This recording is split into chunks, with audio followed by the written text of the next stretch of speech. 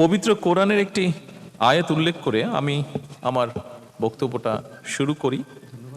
আল্লাহ তাআলা বলেছেন, তিনি সেই সত্তা যিনি পৃথিবীতে যা কিছু আছে সব তোমাদের জন্য সৃষ্টি করেছেন।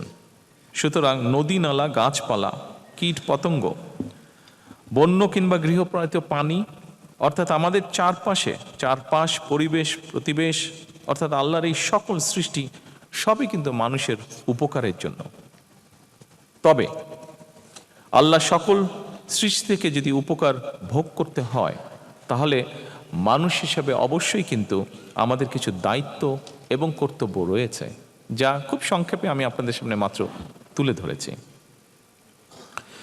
যথানিয়মে সকল সৃষ্টির যত্ন এবং পরিচর্যা করা আমরা যারা মানুষ তাদের বা মানব সমাজের দায়িত্ব।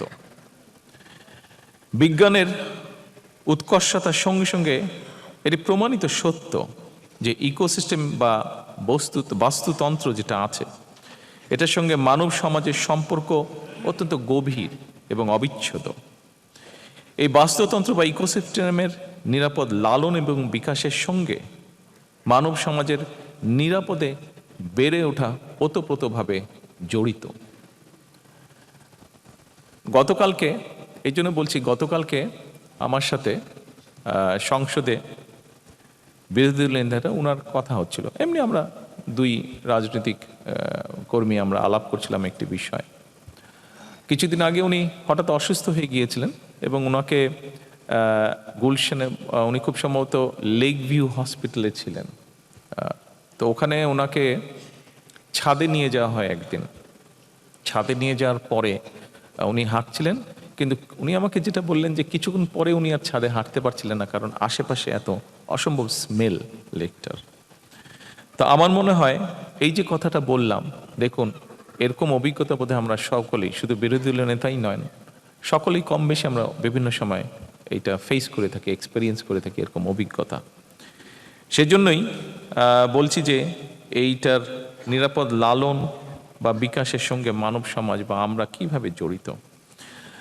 উপস্থিতিবৃন্দ, আজকের এই পরিবেশ মেলা কিংবা বৃক্ষ মেলার যে আয়োজন, এটা যেমন বর্তমান এবং ভবিষ্যৎ প্রজন্মের সুন্দর এবং সুস্থভাবে বেড়ে ওঠার জন্য একটা নিরাপদ বিনিয়োগ বলে আমি মনে করি, যদি আমরা সকলে সিনসিয়ার হই।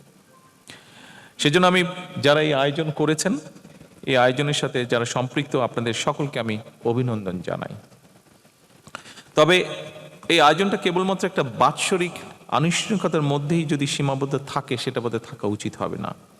বৃক্ষরোপণ এবং পরিবেশ সংরক্ষণের মতন এই যে বিষয়টা, এটা আমাদের একটা নৈমিত্তিক অভ্যাসে যদি আমরা পরিণত করতে পারি, তাহলে আমরা সকলে বক্তব্যে যেই কথাগুলো বলি যে একটা স্বাস্থ্যকর বসতি গড়ে তোলা দরকার, আমাদের গড়ে তোলা উচিত, আমাদের আমরা কাজ করছি, এই সবগুলো তাহলে ধীরে ধীরে আসলেই বাস্তবে রূপ নিতে পারবে। আজকে যারা আপনারা এখানে পরিবেশ কর্মী সহ বৃক্ষরোপণ বা বাগান তৈরি বা এই কাজগুলোতে যারা জড়িত আছেন, যারা উপস্থিত হয়েছেন বাংলাদেশের বিভিন্ন কর্নার থেকে, ইনশাল্লাহ আপনাদের মতন মানুষগুলো বা প্রতিক্রিয়াশীল, প্রতিশ্রুতিশীল তারুণ্য যদি থাকেন দেশে, এটা সংখ্যা যদি বৃদ্ধি পায়, নিশ্চয়ই ইনশাল্লাহ আমরা একটা সবুজ বসতি গড়ে তুলতে সক্ষম হব এই বাংলাদেশে। সম্মানিত সকল উপস্থিতিবৃন্দ, বৃক্ষরোপণের যে প্রয়োজনীয়তা এবং এটার যে উপকারিতা, এটা নিয়ে খুব সম্ভবত নতুন করে বোধহয় কিছু বলার প্রয়োজন নেই। আজকে আমরা নিজের ঘর থেকে বের হলে, ঘরের ছাদে গেলে, জানলা খুললে আমরা এটা পরতে পরতে অনুভব করতে পারি। বৃক্ষরোপণ কিংবা সবুজায়নের গুরুত্ব সম্পর্কে আমরা কম বেশি সবাই অবগত আছি। আমরা যখন ছোট ছিলাম তখন ঢাকা সরকার যত গ্রিন দেখতাম, এখন বোধহয় দেখি না। এটার সাথে নিশ্চয়ই আপনারা এই ঘরে উপস্থিত কেউ আমার সাথে ডিফার করবে না, সবাই নিশ্চয়ই আপনারা একমত হবেন। কিন্তু করতে তো হবে কিছু, এবং এই করাটা আমাদেরকেই করতে হবে।